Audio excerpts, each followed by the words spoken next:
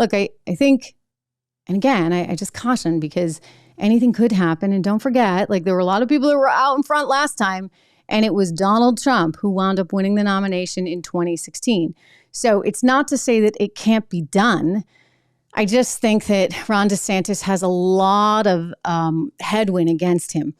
One, he's not as well known. Donald Trump was well known before he ever ran for president. And that was just because of television and The Apprentice, et cetera. And Ron DeSantis is not as good about getting out there and going on all the TV shows. Like, where is he? We've asked for him here. You haven't seen him yet, right? Now, a smart candidate is like, you know what? Like, I don't care. Even if she only has 65,000 followers right now. And we're growing. We're growing. I'm hoping for 100,000 by July, guys. Maybe even by, if we really keep it up and you keep sharing this stuff, maybe by mid to late June.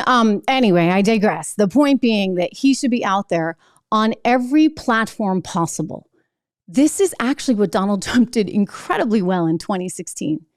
Even if he was just calling up on the phone, he was out there in front of everyone and people already knew who he was.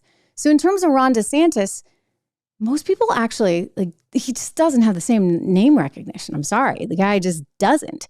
And so what should he be doing? Again, if I were his advisor, I'd be like, hey, buddy, hang out, do your job in Florida and wait for 2028.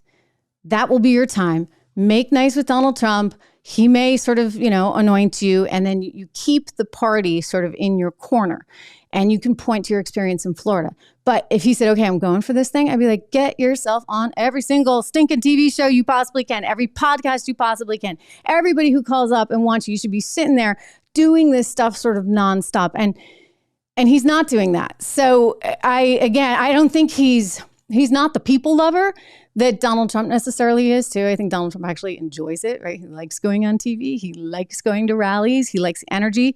I certainly saw that when I was at these rallies. And of course, I had friends who were advising him. And I remember one in particular telling me, like, it's so important. Like, after he got into the White House, we got to get him out on the road again because he just loves that. Like, he loves feeding off the energy of the people. I don't think, and I could be wrong, but Ron DeSantis kind of strikes me as a bit of a shy guy. And I don't think that he feeds off the energy of those rallies or going to those coffees in New Hampshire, or coming on podcasts like this one in the same way, shape, or form. And I don't know as his people around him are doing enough of that either, because that was the other thing. Donald Trump leveraged his team.